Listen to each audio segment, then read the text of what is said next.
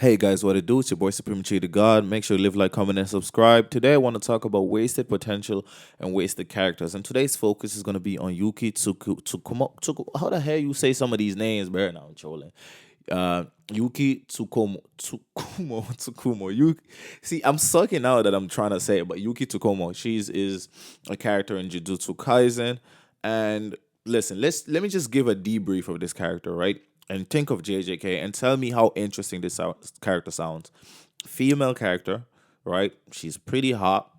She is a special grade. In fact, she was a special grade before Satoru Gojo was a special grade. And on top of that, she was a star plasma vessel that survived and became a special grade. So she's such a unique character that and she had this book about souls that she wrote, right? And guess what? None of that has played a role majorly in the story yet. It's like she feels like Kashimo, where it's like Kashimo at least served some purpose of fleshing out Sukuma's thought process, his mentality, and how he viewed his role in the world. And he felt that strong people challenged him, and he blessed them by showcasing that he's stronger than them and killing them. That's basically what he did. So that's isn't that interesting? Then you have somebody like Yuki who just didn't get a chance to shine at all. Even in her fight against Kenjaku, she had help with Choso and all of that, but she didn't even try to use her domain expansion. She didn't have confidence in it, or she trusted Tengen too much in this plan and she faltered. And she didn't get a moment before that to shine either. She did stop the Ice Queen's attack, Urume's attack, and that was it.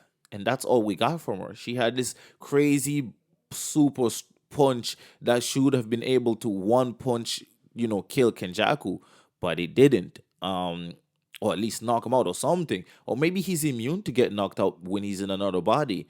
We don't really know the limits of Kenjaku either, right? Because he got his head chopped off and he could still talk. So perhaps he just doesn't feel physical pain in the same manner, and that punch would have knocked out or basically murked almost everybody not named Gojo Sukuna, but he couldn't do it to him because he's using another body. Perhaps that's an advantage that Kenjaku has. But the thing is, we never got an explanation. So then as a result, Yuki, the special grade who was also a star plasma vessel, doesn't divulge much information about Tengen, even though she knew and could communicate with the other star plasma vessels, but she refuses to tell Tengen. But then by doing that, she also refuses to tell the fucking audience, Gege, so then we get no information.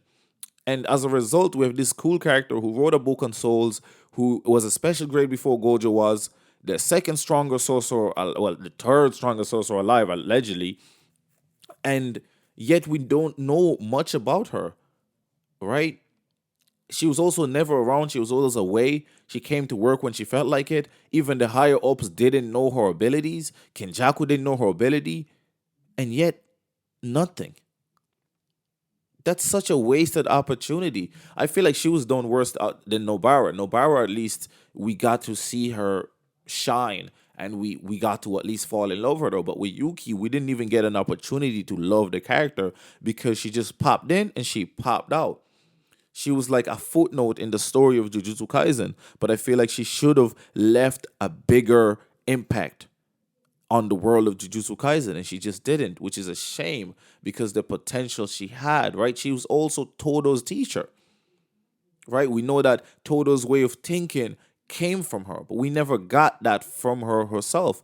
It's like Guy Sensei, for example, right? If we say it's like Guy Sensei. Guy Sensei got to shine. He got his moments. He was in and out, but he played a pivotal role. And in his death, or he's not his death, but in his time, he really excelled and showcased like, whoa, this guy is worthy of being called. So if somebody that's being called a rival of Kakashi, he's worthy. You know what I'm saying? Like he's a tailless beast. He cooked. But Yuki just didn't get that opportunity. I feel like Yuki should have gotten an opportunity to fight somebody else before she fought Kenjaku, right? She should have got an opportunity to fight somebody and win, right? A notable calling game character. Just make up one. Like there's so many people that just got revived from the Heian era or from whatever era. Just make up one for Yuki to show off in, right? The way you had Sendai colony for Utah, and the way you had the Kashimo fight for Hakari. Make up a scenario for Yuki to shine, so that when she dies against Kenjaku, you like, oh damn, Kenjaku's that strong, and then you also like, damn, Yuki got finessed by Tengen, but you don't really get to feel any of that emotion. Everybody felt emotion for Choso because Choso had an opportunity to shine. Choso had an opportunity to change and grow, and for us to see him go for a guy that wanted revenge for his brothers, to realizing that the revenge he's seeking is for somebody that is also his brother, that he didn't realize was his brother, and that his brother was all alone, and that's how he ended up in a situation where he didn't even realize that he was killing and eliminating his own flesh and blood. That's beautiful. That's beautiful artistry. That's beautiful writing. And even, spoilers alert, to his death, we saw, wow, Choso died nobly. He died doing what he wanted to do the most: protect his brother. He may have failed in protecting all his other brothers. He did not fail in protecting his last one, in Yuji.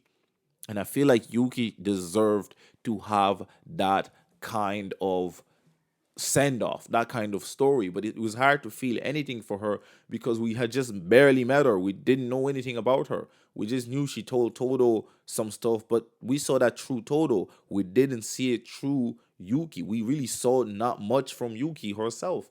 We just got one fight and her blocking and ice thing. We didn't get many flashbacks, nada. So as a result, she comes across as a wasted potential character.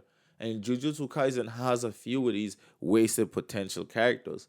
But you let me know, do you disagree or do you agree? Do you think that Yuki was utilized perfectly? Or do you think that there should have been more to her? We should have learned more about her before her ultimate demise. And again, I have no problem with her dying.